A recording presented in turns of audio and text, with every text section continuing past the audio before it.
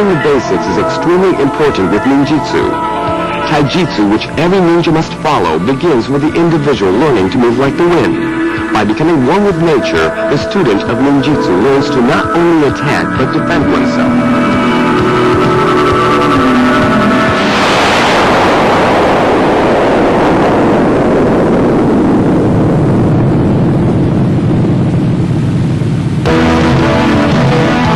In this volume, you will learn the basic moves of Taijutsu.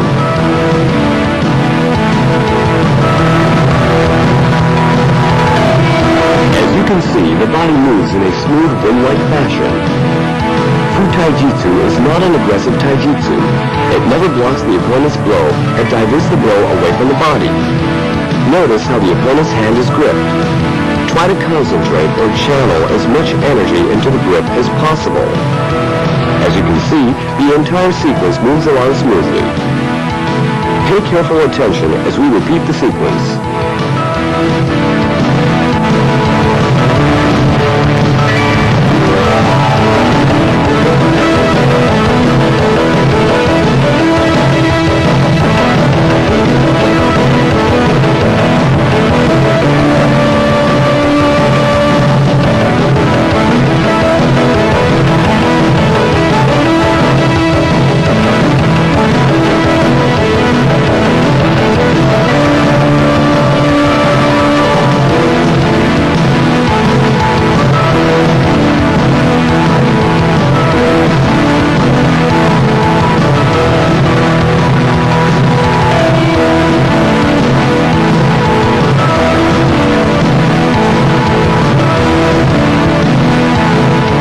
Let's start with some basic exercises. With every martial art, the most important limbs are the legs.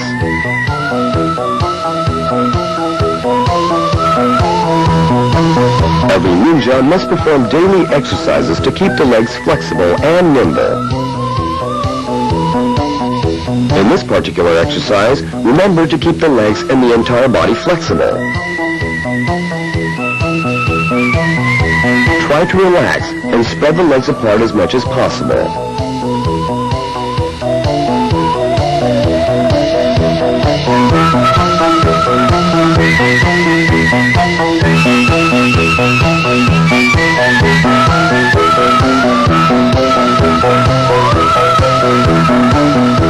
Remember to keep the upper torso straight so that the head does not touch the ground first.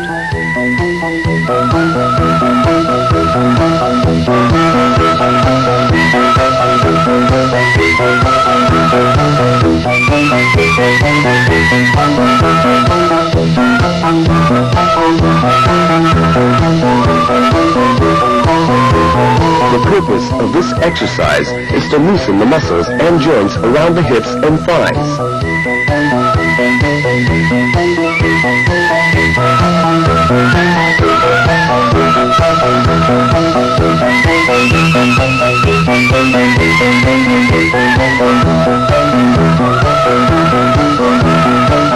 In this exercise, slowly tilt the upper torso backwards. Try to keep the back as straight as possible and stretch the stomach muscles.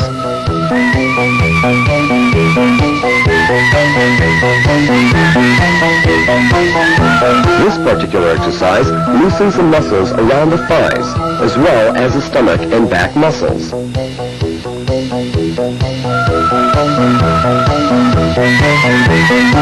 Taijutsu enables an individual to not only defend oneself, but at the same time attack as well.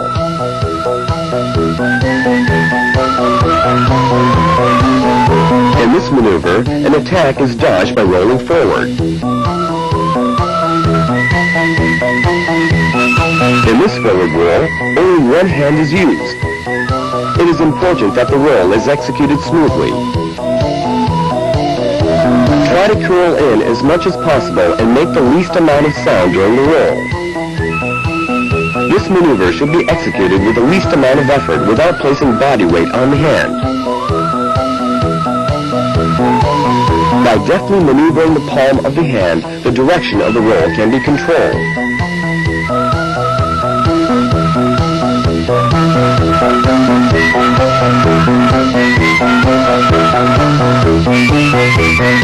student of taijutsu should practice rolling not just forward, but in all sorts of directions.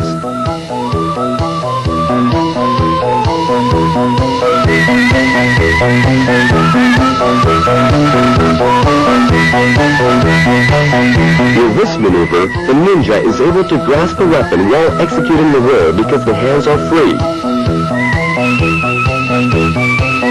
Maintaining proper balance is the key to this maneuver.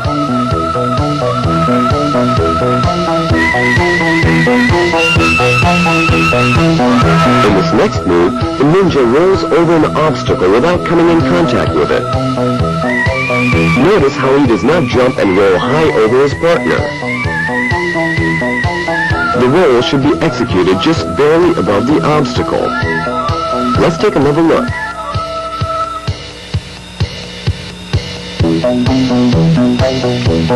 This forward roll is called kiken.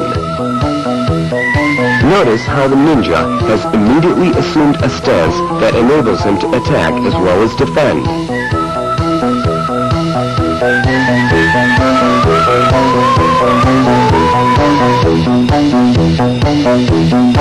This next move is called kuten. Here again, the ninja is able to assume a variety of defensive and offensive positions after completing the roll.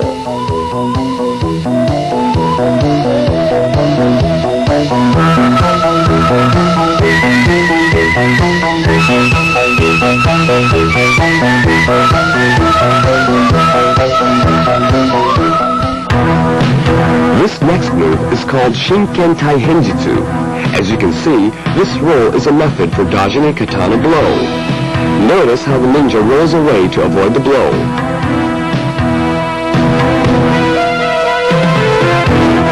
In this variation, the ninja rolls backwards.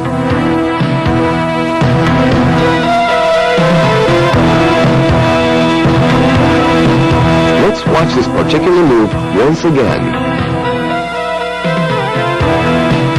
Always remember to assume the proper stance once the roll is completed.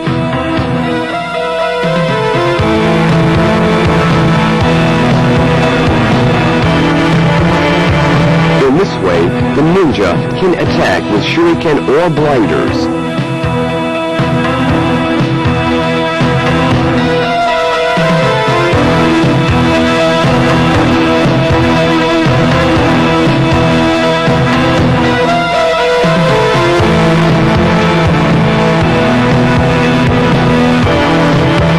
It is important to always remain in constant motion, ready for any move the opponent may take.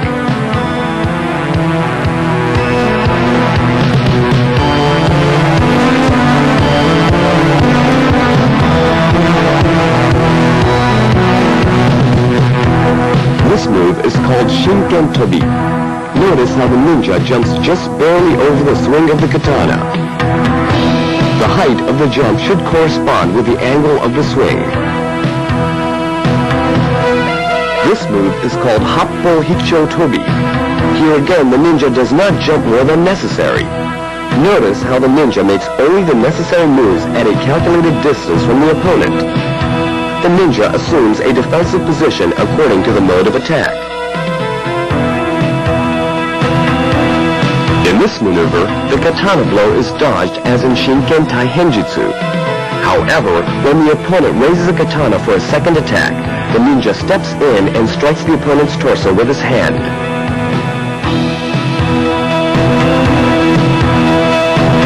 This form of walking sideways is an integral part of taijutsu.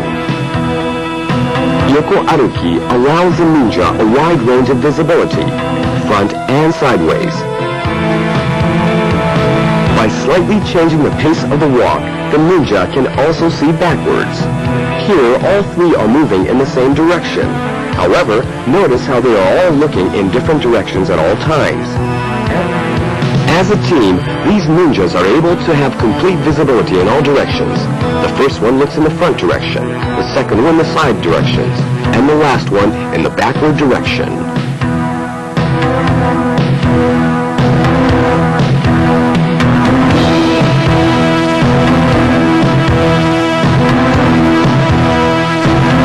This maneuver is called Saguri Aruki.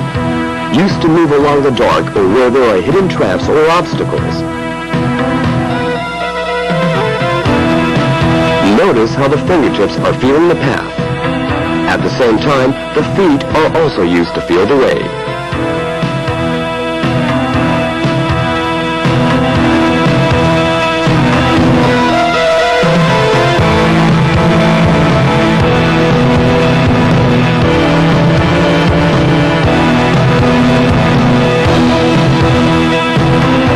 This next maneuver is called Shoten no Jitsu.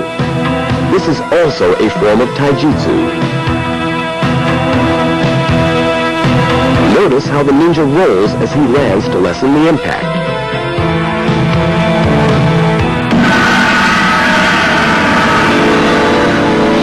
Now let's take a look at some offensive and defensive stances.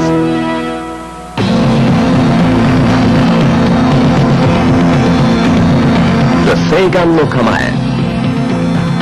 This stance allows the ninja to divert a variety of attacks with his right hand as well as throw blinders.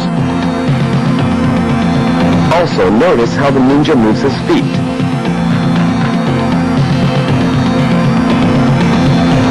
This stance allows the ninja to quickly assume the next necessary move according to the actions of the opponent.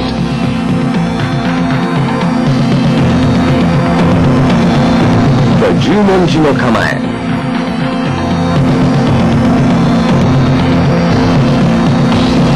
Notice how the hands are used to parry and deliver blows. The entire body is used to inflict a blow upon the opponent.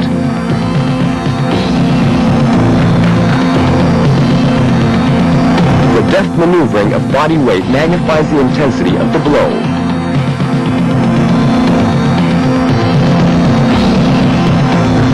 The Hikyo no Kamae. Here, the left hand is moved through a series of motions to parry and dodge the opponent's kick, which is then followed by a counter-strike. Parry, dodge, and strike. This is one of the Sanshin or three-stage stances.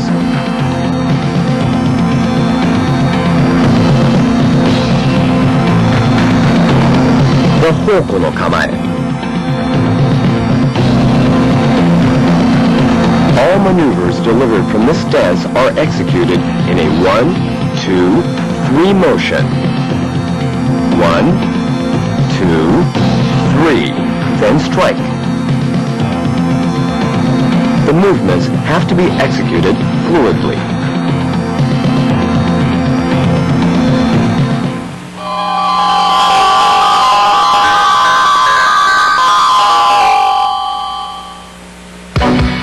Let us cover the 8 basic receiving stances.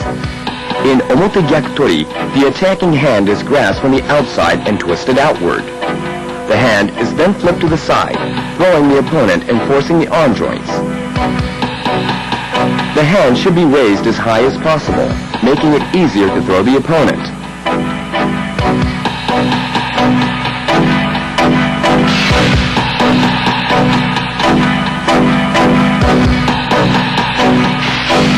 The left hand can also be added to assist in the twisting.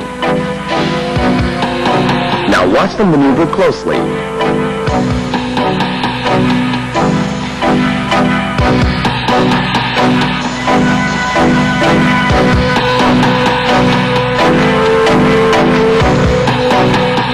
If it proves difficult to throw the opponent, step into the opponent with the left leg and use it as a throwing pivot. Once the opponent is on the ground, the wrist joint is pinned.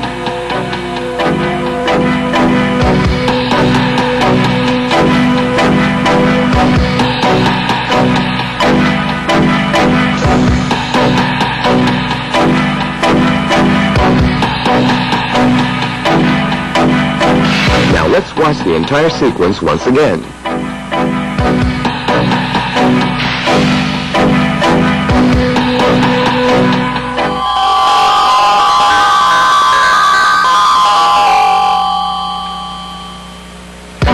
Here is a variation on Omote Gyakutori, which can be used when attacking to the outside is not possible. The wrist is twisted to the inside while the elbow is forced. The opponent's foot can also be pinned by stepping on it with the right foot. preventing the opponent from escaping. Attacking to the outside is not succeeding here. Therefore, step back into the opponent and pin his legs. Without trying to throw him, force his arm down while twisting his wrist. This type of hold is very effective since extreme force is applied to the joints. Now let's try it once again. Since attacking to the outside doesn't work, twist the wrist and force the elbow. The opponent should not be thrown forward, but pinned in position so that he cannot escape. The opponent will fall to the ground.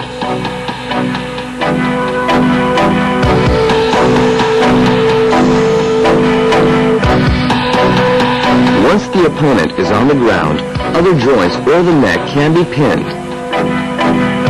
The opponent's body can also be pinned, but in any case, the legs should be used to pin the opponent.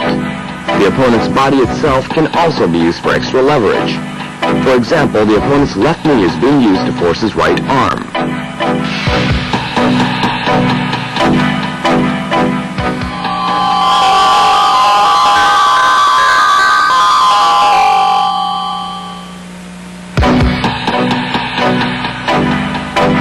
Here is another variation on omote gyakutori.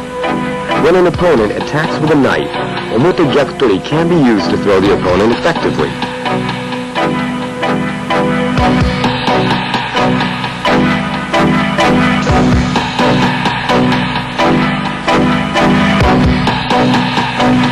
Once the opponent is on the ground, the knife can be taken away, and the wrist can be pinned as well.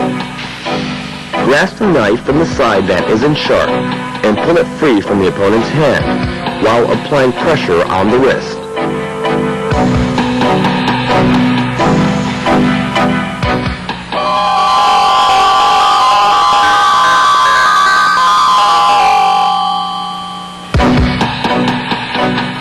This is ura gyakutori, also one of the 8 basic stances. The attacking hand is twisted to the inside, forced inward and upward.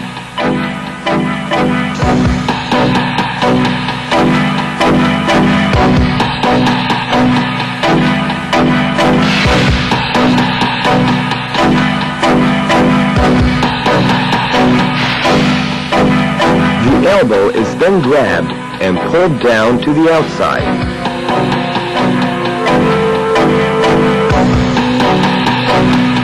Throwing the opponent.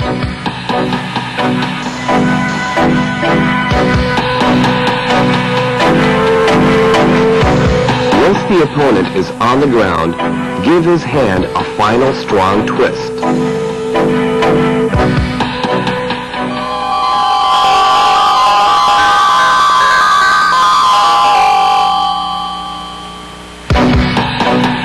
This is a variation of ura gyakutori. In this case, the opponent is armed with a weapon called shiko. The weapon is used against the opponent. The thief of shiko in the hands of the inexperienced user can have a damaging effect on the user himself.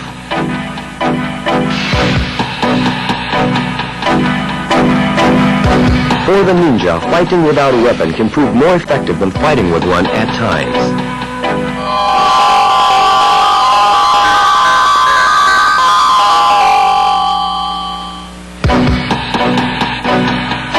This is another pattern of ura gyakutori. Notice how the shiko is removed from the hand of the user and impaled into the attacker's arm.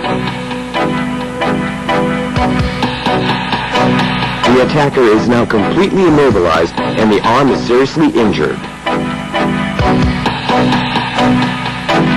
Unless a student of ninjutsu has mastered taijutsu, the use of weapons can be fatal not to the opponent, but to the user himself.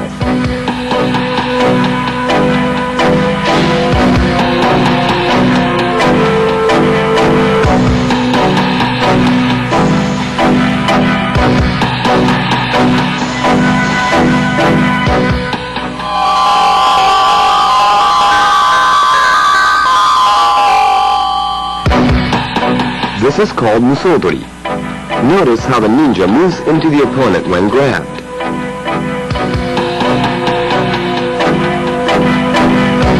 The body rather than the hands blocks the opponent's arm. The key point of this maneuver is to step in when the opponent backs away.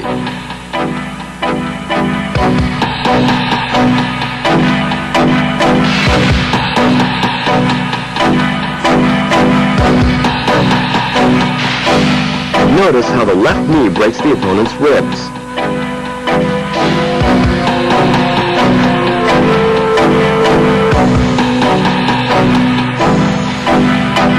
It is important that the student of ninjutsu understands that taijutsu is most effective when used successively and in variation.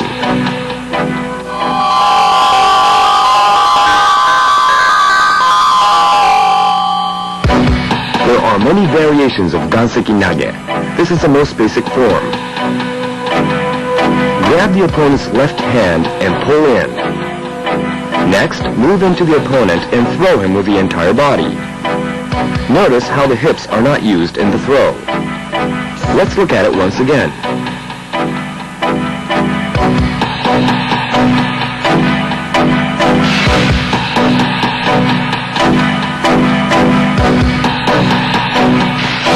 Notice how the ninja's feet restrict the opponent's movement. Now that the opponent cannot escape, he can be easily thrown by sweeping his left leg. The opponent's head can also be crushed with a fall.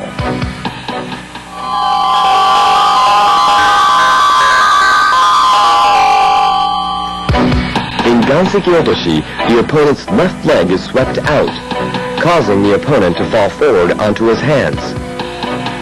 Notice how his left arm is twisted and pulled back. It is firmly gripped while it is slightly propped. Then the back of his right hand is struck with a solid blow. This maneuver is particularly effective for rendering the hand useless.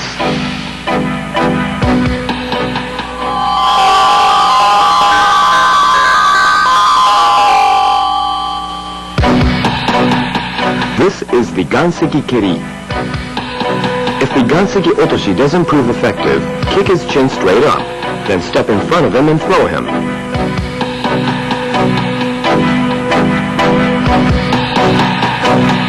Let's take a look once again.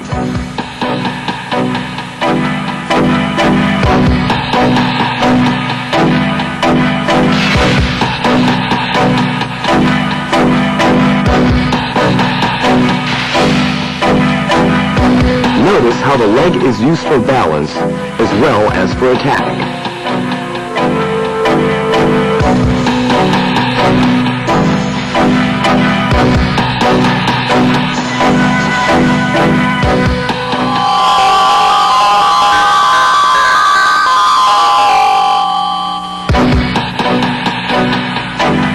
Now let's see how the ganseki nage can be used against an assailant with a sword.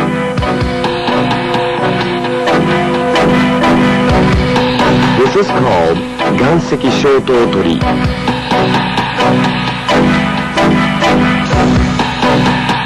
First, grab the assailant's arm with a sword.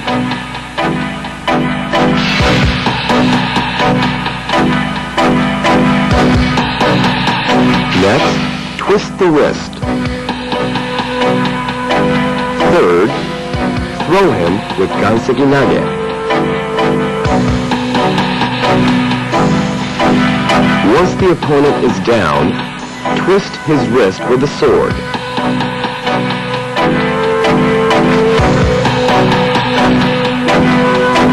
Then get to his neck and drive the blade into the opponent's throat.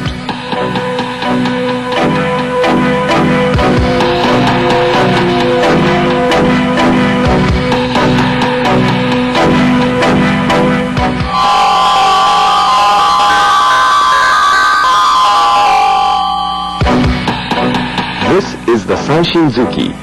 This is a specialized punch that makes use of the arm's pendulum motion. In some ways, it is more effective than simply punching out straight forward. Notice that the blow is delivered with the entire body. It is somewhat like throwing an object underhand when striking the opponent.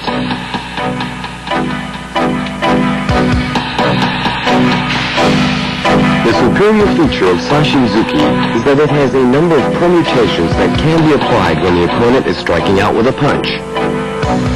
By trapping the opponent's left hand between the neck and the collarbone, the vulnerable areas, such as the face, the back of the head, his neck, and chin can all be hit.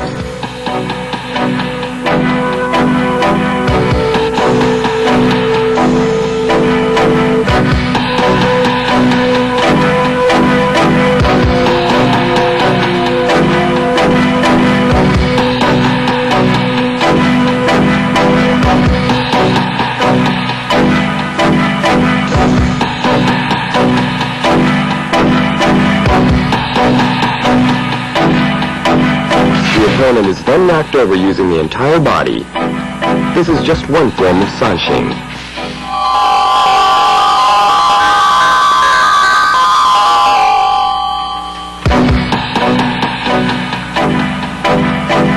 In sanshin shito, the opponent's blows are parried using the hands and arms, while delivering a series of punches.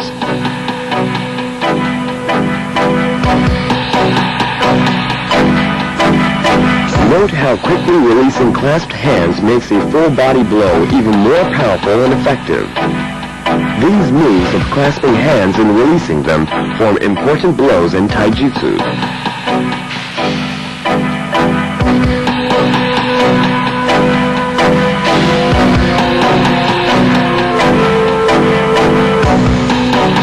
Now let's look at a few examples of sanshin shito.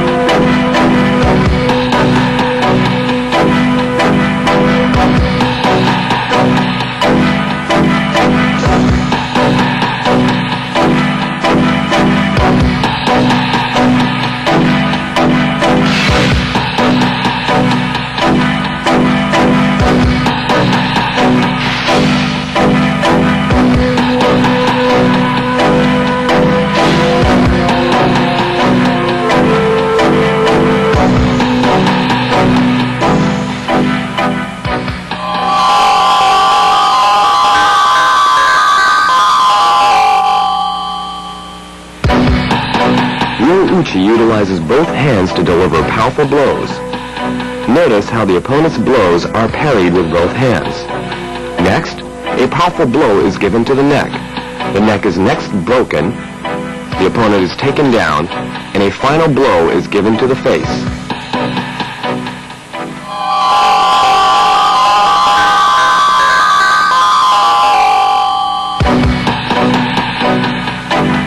This is called urashito uchi. Urashito is different from shuto in the sense that it has a long take-back, similar to that of a tennis backhand. Although this form is unconventional, it is nonetheless very effective. Let's take a look at a few examples.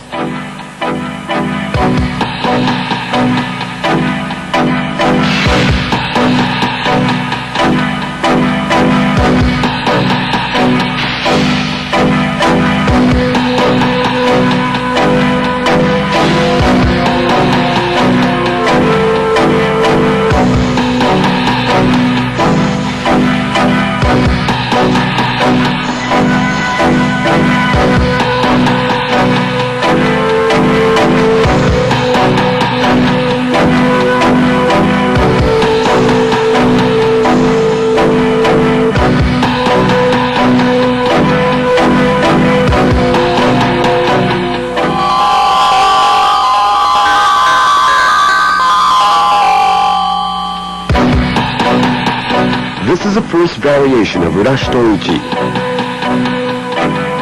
It is performed as one smooth flowing motion, in which several joints are struck in succession. Take note that although the opponent seems to be just pinned to the ground, he is in fact receiving severe blows to various parts of the body.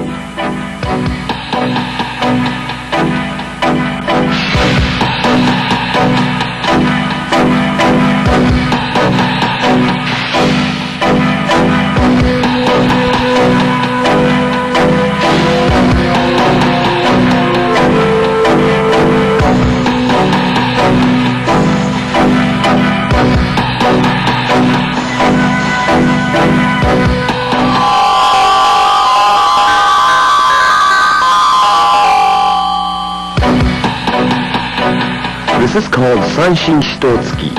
Here, the thumb is used as a lethal weapon.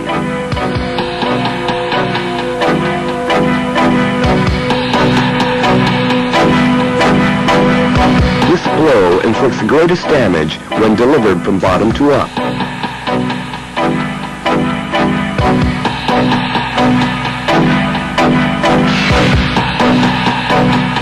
Now let's take a look at a few examples of Sanshin Shitoji.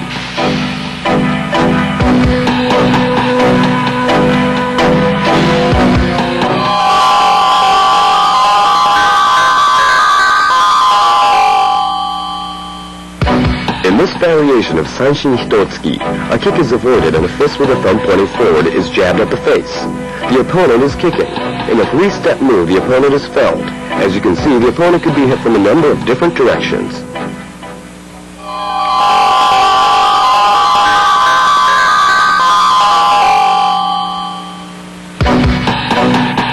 This maneuver is the Sanshin Hoko no Keri.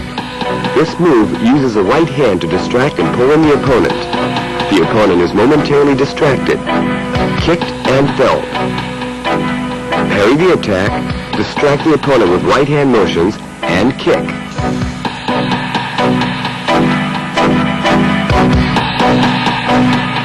If possible, the kick should be directed at the face.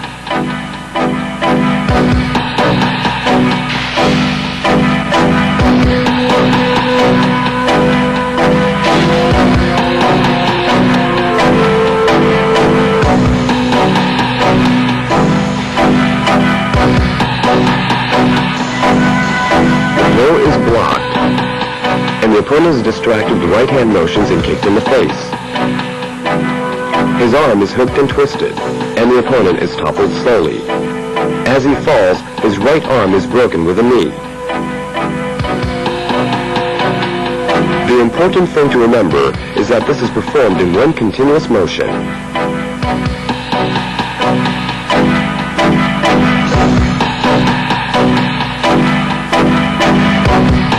Again, like other maneuvers, there are a number of variations as shown.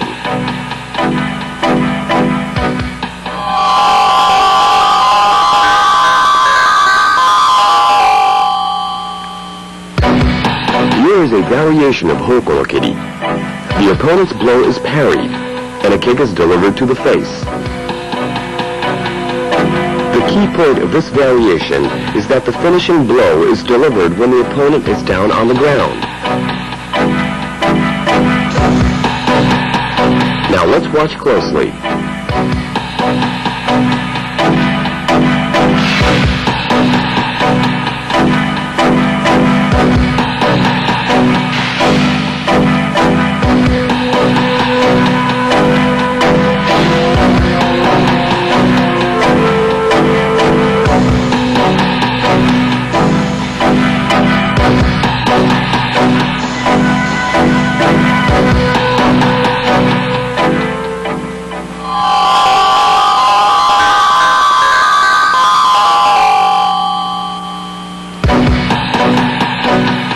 This is an important move called Hoko no Kerikaishi.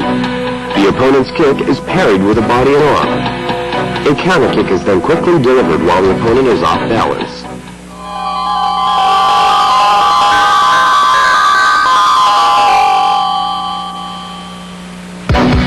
This is a variation of Hoko no Kerikaishi.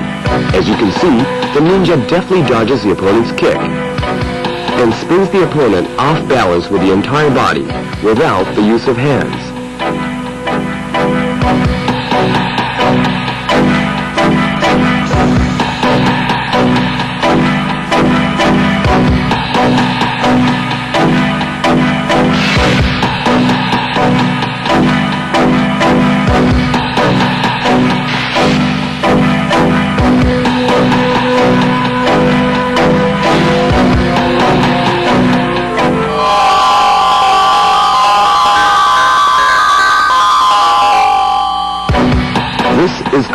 Ukiotoshi. The opponent aims a kick which is parried away by hand, knocking him off balance and off his feet. In the same motion, his ribs or thigh bone can be broken with a knee drop. Notice how the ninja rolls over the opponent, increasing the damage already done.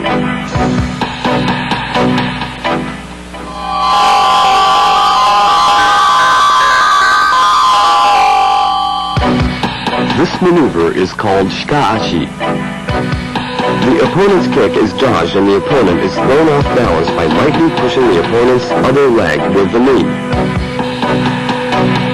In this position, he is helpless against a variety of attacks. His ribs can be broken with a knee drop, or his hand can be shattered and his legs pinned. This technique involves very little strength to pin the opponent.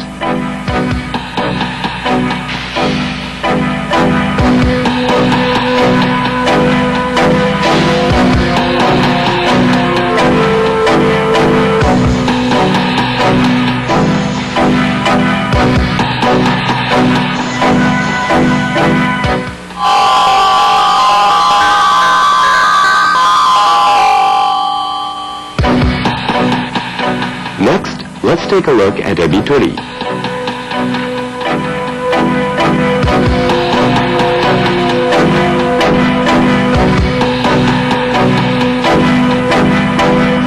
The opponent tries to deliver a kick.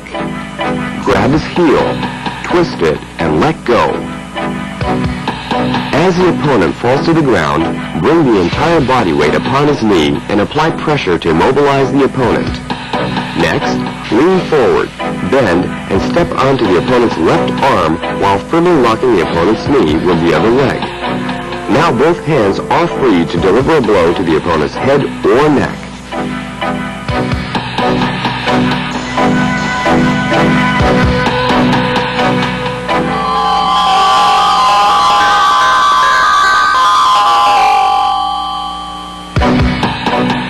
Jigoku Otoshi, a maneuver that not only parries a kick, but actually breaks the opponent's leg.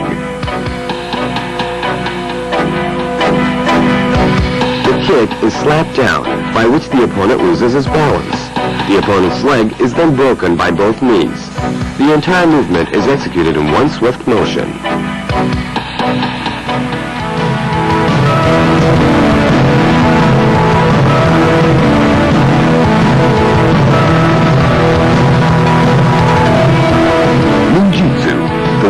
The world, nature, and universe. The essence of ninjutsu exists in the mind. It is the ninja that unleashes a hidden power of the ancient masters. The power is there. It is the mind and body that provide the key.